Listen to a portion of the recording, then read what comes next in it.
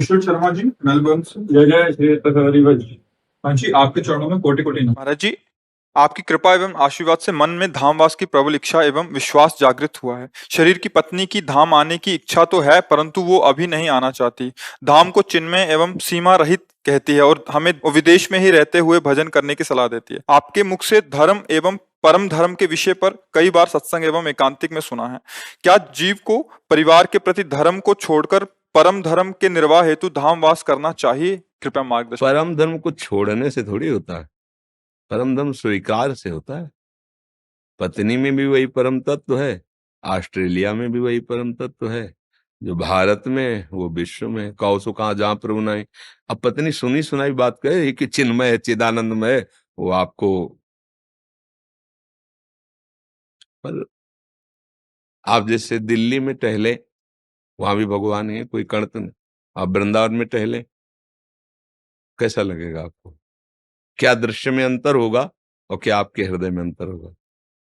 एक क्रूर पापात्मा के अंदर भी भगवान है और एक महात्मा के अंदर है।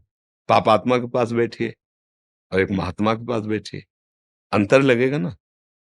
क्यों? चिन्मय चिदानंद भगवान हम भी कह रहे हैं ना।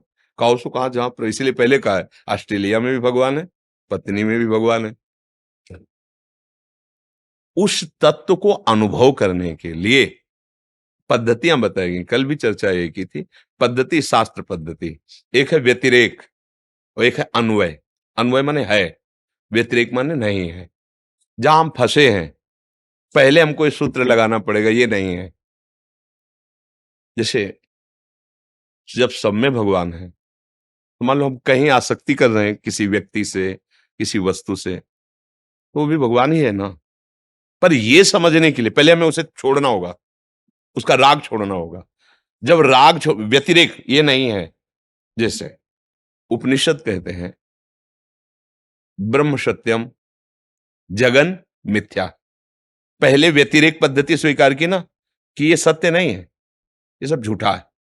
उमा का हूं मैं, अनुभव अपना, सत हरि भजन, जगत सब, ये व्यतिरेक पद्धति, ये सब मिथ्या है, ये सब स्वप्न है। आगे बढ़े, फिर जब अनुभूति हुई और लौट के देखा तो क्या दिखाई दिया? सर्वम खलमिदम ब्रह्म। वही उपनिषद जिसने बताया ब्रह्म सत्यम जगत मिथ्या, वही क्या बोला? बोला सर्वम खलमिदम ब्रह्म, सब ब्रह्म ही है। अब अनुभूति हुई, है और नहीं है, ये दो सूत्र बनाए गए हैं। जहां हम आसक्त हैं, भोगों में आसक्त हैं, शरीर में आसक्त हैं, वहां जो है उसका अनुभव करने के लिए ये जो आसक्ति जिसके रूप में हुई, ये नहीं है। जैसे ये रूप है, ये 100 वर्ष पहले कभी नहीं था सृष्टि में इस रूप में। कुछ समय बाद, क्योंकि इसमें वर्ष नहीं लगा सकते, सेकेंड, मिनट, घंटा, दिन, तारीख, वो भगवान जाने, इसकी सत्ता ही नहीं रहेगी इस रूप की, नहीं है ना। तो बीच में जो दिखाई दे रहा वो है क्या? पहले तो इसको हम व्यतिरेक किया, नहीं, ये परिवर्तनशील नाशवान शरीर है। अब उसका मंडन कर, है कौन? ये बना कौन? बोले वही बना ना। बस यही अनुभूति का क्रम है। पहले जहां तुम फंसे हो वहां ये नहीं है, हटो, उसे कहते हैं वैराग्य। फिर जो तुम्हें अनुभव होगा, फिर जो दृष्टि आएगी वो ब्रह्म दृष्टि, फिर आएगा कि वही है, वही है, वही है। इसके लिए हमको सानिध्य चाहिए। हमारा वातावरण मंगलमय हो, हमारा संग मंगलमय हो, हमारी चाहतें, उनको हम रोक नहीं सकते, चाहतों को रोका नहीं जा सकता। जैसे एक प्रबल धारा बह रही है, अब उसको अगर रोकना है तो सामने से नहीं रोक सकते। क्या करो, साइड से पहले नहर निकालिए, उसकी प्रबल धारा को रोकिए, तो हम अपनी चाहतों को बदलते हैं, मोड़ देते हैं। वृंदावन जाऊं, प्रभु के दर्शन करूं, संत समागम करूं, साधु सेवा करूं, उनको सुख पहुंच, ये चाहत है। उसको भागवतिक मोड़ दिया। जो एक प्रबल धारा चाहत में हमें घसीटे ले जा रही थी, उसको हमने छोटी छोटी बातों में बांटा, और वो सब सत्य है। भगवान का नाम इतने समय तक जपूं, इतना पाठ कर लूं, इतनी बार अमुक जगह दर्शन करने जाऊं, ऐसा करूं, ये चाहते क्या हुई? जो प्रबल भोग वासना की चाहती, वो बांटना शुरू किया। अब वो जो प्रबल धारा थी वो कमजोर हुई, क्योंकि उससे नहरें निकल गई ना। अब सीधे घुमा के बांध लो, अब वो सारा पानी इधर जाएगा, तो अब सारी चाहत इधर आ जाएगी कि यार कोई सुख नहीं है, एक सुख तो मात्र भगवान में है, उनके भजन में बहुत बार भोगा है। जिसको हम चाहते हैं कि ये मिल जाए तो मैं उसको बहुत बार किसी ने उस वस्तु, उस व्यक्ति, उस स्थान, मतलब ये है क्या, मतलब नहीं है, बांध लग गया। अब वो जितेंद्रिय होकर भगवान के मार्ग में चला। हम सीधे नहीं रोक सकते, चाहते हैं ऐसे करके फिर हमें भगवत तत्व का बोध, ज्ञान, प्रेम, आनंद सब, फिर लौट के आ जाओ। देखो, एक बार नहीं नहीं नहीं, और जब है में आ गए तो फिर उन्हीं के बीच में रहो, कोई फर्क नहीं पड़ता। भागे थे समाज छोड़कर, घर छोड़कर, आए लौट के कहां? घर ही में आ गए, समाजे में आ गए, जाओगे कहा? घर में कितने लोग होते? 2 4 5 10 लोग। भागे थे, भागे, चलो एकांत सेवन, उसके परिणाम हजारों लोगों के बीच में आए ना। क्यों? अब वो जो था भ्रम, ये मेरे, ये पराये, ये अच्छे, ये बुरे, वो उनकी कृपा से चश्मा मिला और समझ में आया नहीं नहीं नहीं, गलत, वही है वही है वही है। अच्छा वही है, अब आप बैठे हो, ना आपसे राग है, ना आपसे द्वेष है, प्रेम है, ना आपके रूप से, ना आपके प्रभाव से, आप में जो विराजमान बिजली है, ऊर्जा है, बस मेरे प्रभु इन रूपों को धारण करके आए।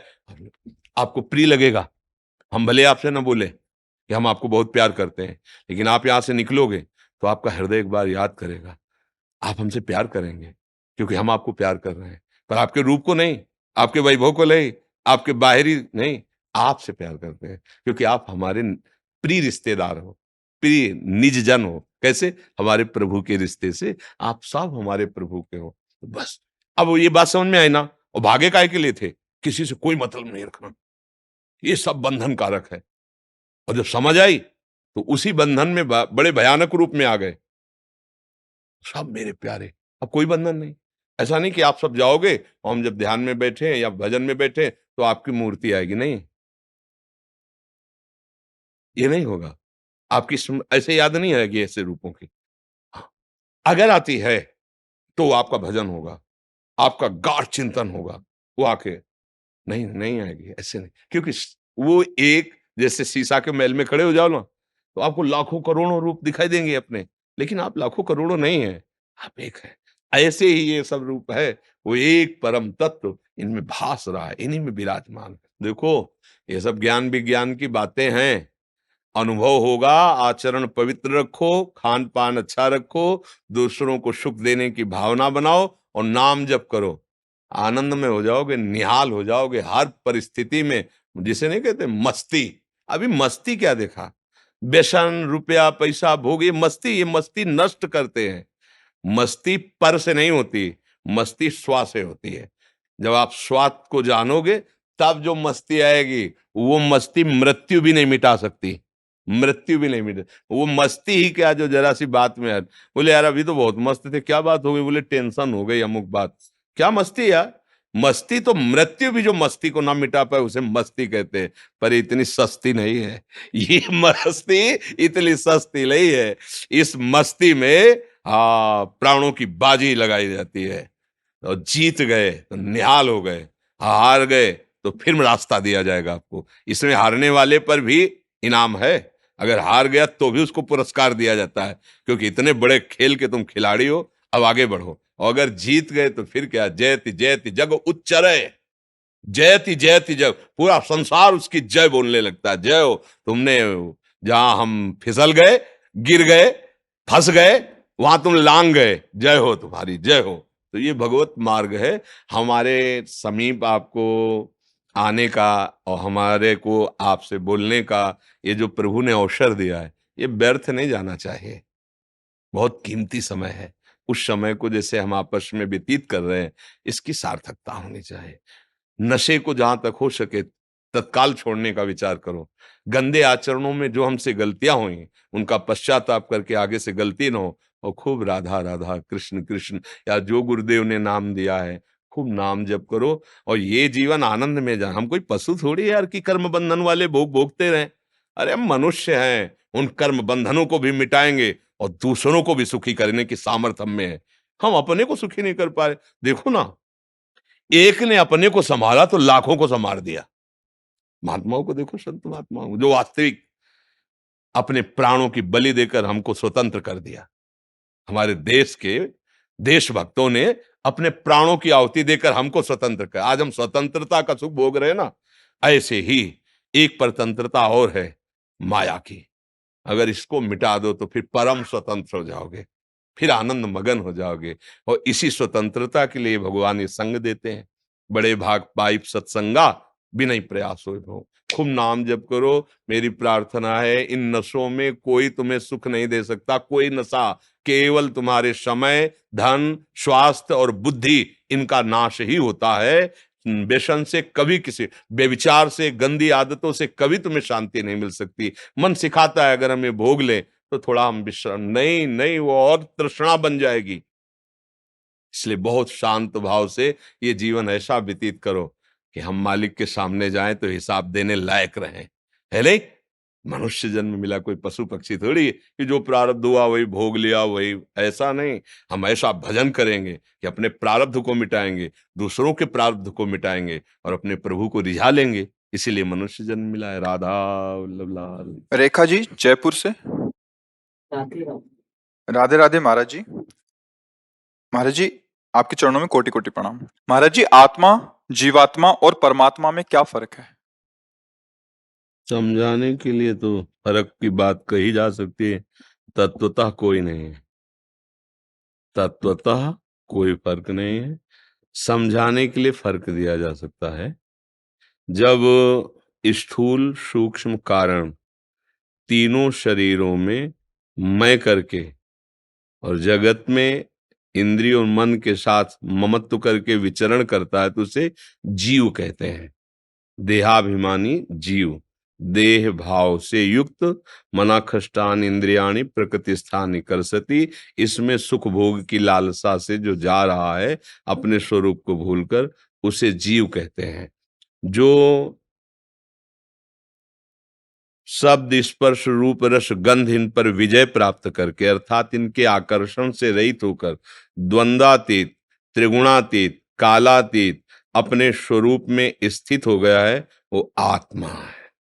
और जो ऐसे स्वरूप में स्थित कराता है वो परमात्मा है। वस्तुतः तत्वतः परमात्मा ही आत्मा है और आत्मा ही भ्रम से शरीरों को स्वीकार करने के कारण जीवात्मा कहा गया। समझ पा रहे? किसका प्रश्न है? समझ पा रहे? ना समझ आ रही हो तो राधा राधा रटो, समझ में आ जाएगा। जब तक हृदय पवित्र नहीं होगा तब तक अध्यात्म की वार्ता समझ में नहीं आती। ये कोई लौकिक कथाएं नहीं है। जैसे आपने जो प्रश्न किया, ये अध्यात्म का प्रश्न है। इसके समझने के लिए बुद्धि पवित्र चाहिए और पवित्र बुद्धि के लिए भगवत लीला चरित्र गायन, भगवत लीला चरित्र श्रवण, भगवत दासत्व, भगवान नाम जप, इससे बुद्धि ऐसी पवित्र होती है जो अध्यात्म को समझने लायक होती है। भौतिक को समझने के लिए तो पवित्रता चाहिए ही, लेकिन अध्यात्म के लिए विशुद्ध पवित्रता चाहिए। ऐसे जैसे हम बोल गए, अब आपके समझ में नहीं आएगा। अगर आपकी बुद्धि पवित्र नहीं तो जीव परमात्मा कैसे हो सकता है? भला जो परम ईश्वर है, भगवान है, वो मैं कैसे हो सकता है? इसलिए नहीं हो सकता तुम्हारी बुद्धि में, क्योंकि तुम्हारी बुद्धि प्रकृति में तन्मय है। और जब परमात्मा में तन्मया तो उसके सिवा कुछ है ही नहीं, दूसरी वस्तु ही नहीं। तो इसीलिए कहा तत्वतः कोई भेद नहीं है। हाँ, समझाने के लिए उसे भेद कर सकते। कई बार उदाहरण में दिया, एक गरीब आदमी अर्थ कमाने के लिए पैर वाला रिक्शा खरीदता है और हम उसको बोलते ए रिक्शा, खड़ा हो जाता है।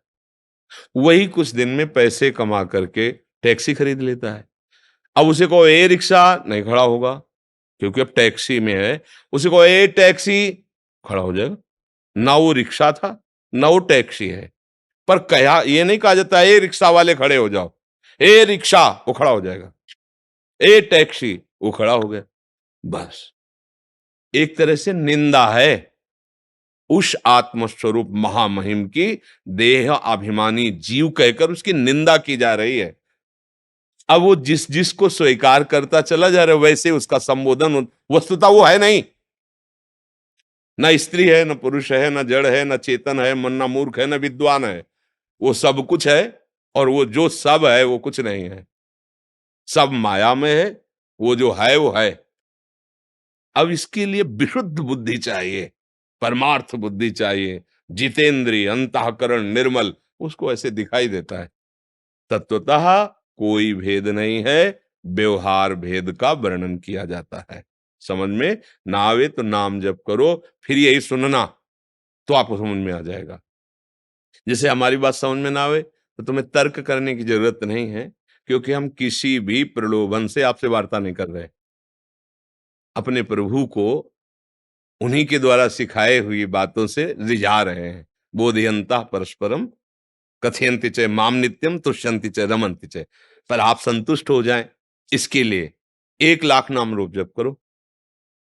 फिर जो आज बात समझ में ना आवे ना, 1 महीने बाद सुनना, फिर 1,00,000 नाम जप करो, फिर उसी को दोबारा 2 महीने बाद सुनना, फिर 1 साल नाम जप करो, फिर उसी को जब आप सुनोगे तो आपको नवम नवम लगेगा, अरे मैं तो, आहा, इसमें तो कितना आनंद छुपा हुआ है। बिना नाम जप किए आपकी बुद्धि हमारी बातों को पकड़ नहीं सकती। हाँ, शास्त्र पढ़े हो तो हाँ में हाँ मिला दोगे, अनुभव में नहीं आएगी। अनुभव में तभी आएगी जब नाम जप करोगे, भजन करोगे, तभी आपको समझ में आएगा। जी। देवदर्शन जी लंदन से। महाराज जी जय श्रीमन नारायण। महाराज जी परम सत्य एक है, तो शास्त्र के आधार पर द्वैत तथा अद्वैत मत दोनों उत्पन्न कैसे हुए? देखो, भगवान ही हमारे आचार्य रूप में अवतरित होते हैं, उन्हीं का एक खेल है, और उसी खेल में फंसने और निकालने के दोनों सूत्र उन्होंने ही रखे हैं। और फंसने वाले भी वही हैं, निकलने वाले भी वही हैं। समझ रहे? मुझे क्यों फंसा दिया, ये अज्ञान जनित बात है। फंसने वाले भी वही हैं और निकलने वाले भी वही हैं, फंसाने वाले भी वही हैं, निकालने वाले भी वही हैं। जो फंसा वो भी वही है, जो निकला वो भी वही है, जिसने फंसाया वो वही है, जिसने निकाला वो वही है। ये बात समझ में आ रही है आपके? शास्त्र से ये बात समझ में आ रही है आपकी? आप समझिए, हमने द्वैत स्वीकार किया तो वो द्वैत भासने लगा, हमने अद्वैत स्वीकार किया वो अद्वैत भासने लगा। वो कैसा है आज तक कोई नहीं बता नहीं पाया। तुम्हारी दृष्टि जैसा वैसा वो है, ये बात समझ में आ रही? वो कैसा है? बोले जैसा तेरा भाव है वो वैसा है। वो उतना ही नहीं है, वो अनंत है। उसके आगे लिखा है अनंत। सबसे ज्यादा ज्ञान समुद्र वेद है, और वो भी कहते हैं नेति नेति, इतना ही नहीं है। हम फंस गए शरीर, इंद्री, भोग, तो हमें भासने लगा द्वैत। जैसे पुरुष भाव में फंसे तो स्त्री भाव में आकर्षण, भोक्ता भाव में फंसे तो इंद्रियों के भोगों में आकर्षण। अब ये मिटाने के लिए मुझे एक सूत्र समझना पड़ेगा वेद का, कि ये जो फैलाव हुआ है वो एक ही फैला है। एको अहम बहुश्यामा, समझ रहे हो ना बात? मैं एक बहुत रूपों में वो हो गया, बहुत रूपों में हो गया। अब बहुत रूपों में आप समझ नहीं पाएंगे, आप अपने आप को भूल चुके। उस बहुत रूपों में आप ही हुए थे, आप ही हैं, आप भूल गए। अब भूल कर हम द्वैत में फंस गए, तो वही परम तत्व इस द्वैत भाव को मिटाने के लिए आचार्य रूप से, गुरु रूप से, आराध्य देव के रूप से हमारे सामने आया। स्वीकार करो मैं सेवक हूं, ये स्वामी है। स्वीकृति है ये, वो स्वामी और मैं सेवक। अब शुरू हुआ लौटना, लौटना शुरू हुआ। हमारा तो कोई नहीं, एकमात्र प्रभु। देखो लौटना शुरू हुआ, बहुश्यामा से वो एक हम में आना, मेरे तो गिरधर गोपाल दूसरो लौट पड़ा ना, लौटा। और लौटते लौटते आखिरी लौटन की स्थिति होती है तस्मित तज्जने भेदा भावात, प्रभु और प्रभु के जन में अभेद हो गया। क्या चमत्कार हुआ? क्या नहीं हुआ? भेद था ही। जैसे गोस्वामी जी कह रहे, सोई जा नहीं जेहि देहु जनाई, परिणाम जानत तुम ही होई जाई। जो तुम्हें जान गया वो तुम में हो गया, मतलब प्रभु में। ब्रह्मविद ब्रह्मैव भवति। तो क्या ये साधना से ब्रह्म बना? क्या नहीं, साधन से भ्रम का नाश हुआ तो जो है उसका बोध हो गया, वो जो है वो अद्वितीय है। अब ये बोध होने के बाद फिर प्रेम की बात शुरू होती है। अब जब ये इसे शांत भाव कहते हैं हमारे प्रेम मार्ग में, शांत भाव, शम, द्वंद्वातीत, अद्वैत तत्व में स्थित। अब वही अद्वैत तत्व प्रेमी जनों के लिए, प्रेम रसास्वादन के लिए, वो सियाराम रूप, नारायण लक्ष्मी रूप, वो प्रिया प्रीतम रूप, जो स्वीकार कर लो। प्रभु कैसे? जो स्वीकृति की आपकी, वैसे ही वो चिदानंद लीला में, वो माइक नहीं है, वो चिदानंद नहीं। हनुमान जी से भगवान वशिष्ठ जी परम ज्ञानी हैं, सभा को हनुमान जी द्वारा ज्ञान प्रदान करने के लिए प्रश्न किया, हे हनुमंत लाल, ये तुम्हारे कौन हैं, तुम्हारा क्या संबंध है? प्रभु की तरफ संबोधन। समझ गए कि महाज्ञानी वशिष्ठ जी जो प्रश्न कर रहे हैं, तो क्या जान नहीं रहे? श्री चरणों को गोदी में लिए बैठे हनुमान जी, तो उनका प्रभु शरीर भाव से ये स्वामी और ये सेवक, जीव भाव से ये अंशी और ये अंश, और तत्व भाव से जो वहां सो यहां। समझ रहे ना? आत्मा का स्वरूप कैसा, आज तक कोई नहीं वर्णन कर पाया। तुम जैसा चिंतन करते हो वैसा तुम्हारे सामने भास रहा है। चींटी, हाथी, घोड़ा, ये सब मनुष्य, देवता, बुरा, अच्छा, ये क्या है? तुम्हारा चिंतन। सामने क्या है? साक्षात ब्रह्म, जड़ चैतन्य, कछु नहीं दिखत, जित दिखत तित श्याम खड़े। आखिरी स्थिति, बिहुल बिकल संभारण तन की, घूमत नैना रूप भरे, करनी अकरनी दो विधि भूले, विधि निषेध सब रहे धरे, नर हरिदास ते भय बावरे, जे या प्रेम प्रवाह परे। चाहे ज्ञान से आओ, चाहे वो एक प्रेम गली तिसाकरी तामे दोनों समाये, यहां से अद्वैत होके निकलो और आगे जब गए तो उसी एक का बड़ा प्रेम में विलास शुरू है, चाहे वैकुंठ में, चाहे साकेत में, और चाहे गोलोक में, चाहे वृंदावन धाम में। जिधर रुचि हो प्रेमास्वादन करो, और या तरंग समुद्र में लीन होकर समुद्र हो गई, अस्तित्व ही खत्म। इसे मोक्ष कहते हैं। समझ पा रहे आप? मेरे मन में तो यही बड़ो चाव, संतन को देखूं आप तो। मेरे दिल में तो यही बड़ो चाव, मैं आते देखूं संतन को। बड़े भाग से संत पधारे, उठ कर करूं प्रणाम। बड़े भाग से संत पधारे, उठ कर करूं प्रणाम। हरि मिलने का मार्ग पूछूं, हरि मिलने का मार्ग पूछूं। तज दुनिया का सब काम में आते देखूं संतन को। मेरे मन में तो यही बड़ा चाव, संतन को देखो आव तो। बड़े भाग्य से संत पधारी, उठ कर करूं प्रणाम। बड़े भाग्य से संत पधारी, उठ कर करूं प्रणाम। सेवा करूं भाग्य मेरे जागे, सेवा करूं भाग्य मेरे जागे। घर पे आए चारों धाम, आते देखूं संतन को। मेरे मन में तो जी, आप भाई जी का परिकर हैं पूरा, उन्हीं के। प्रणाम।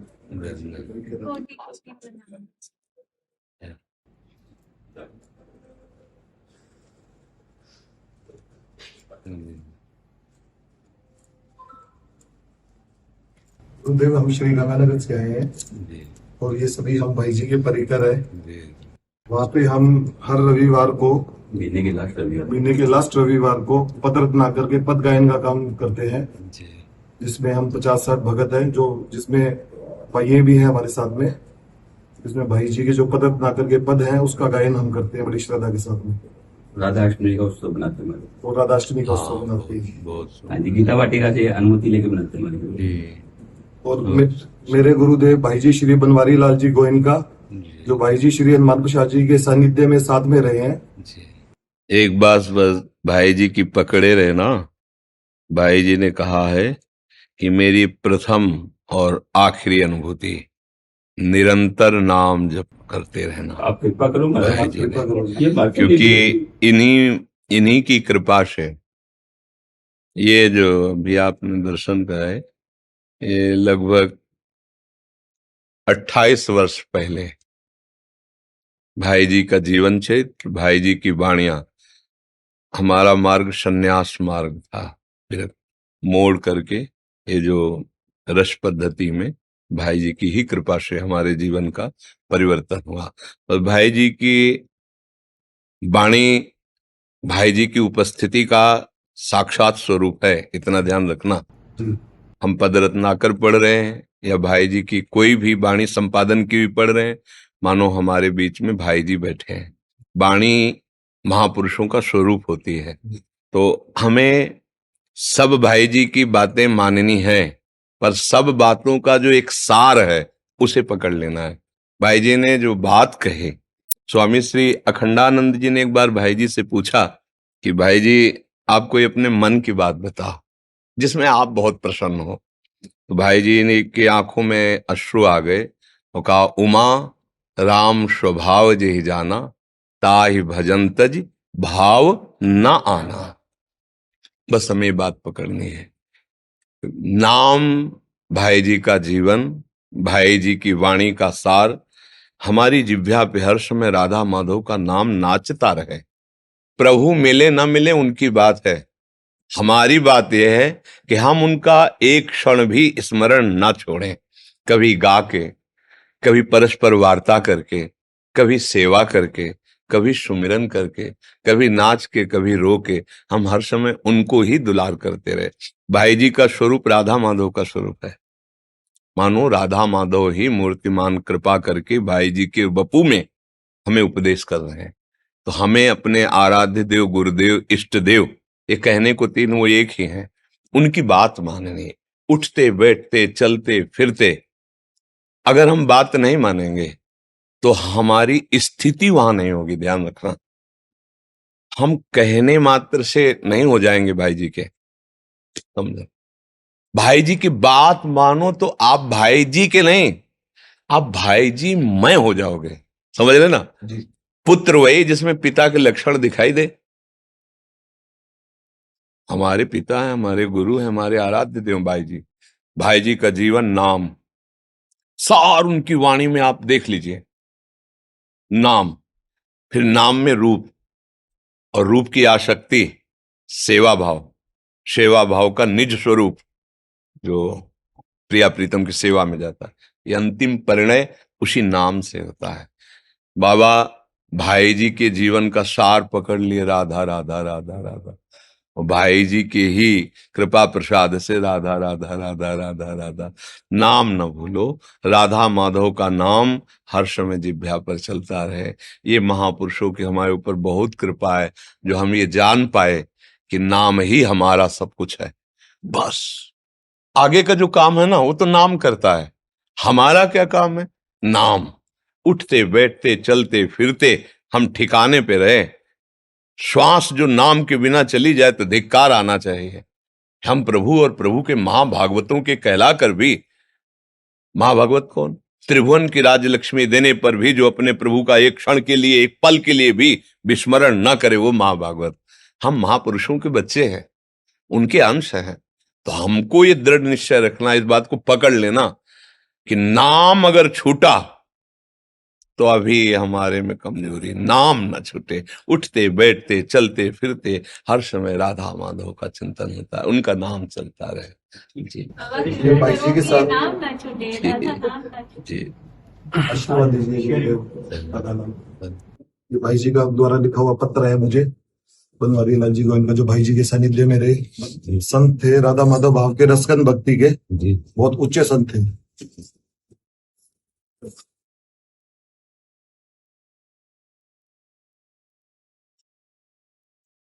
महाराज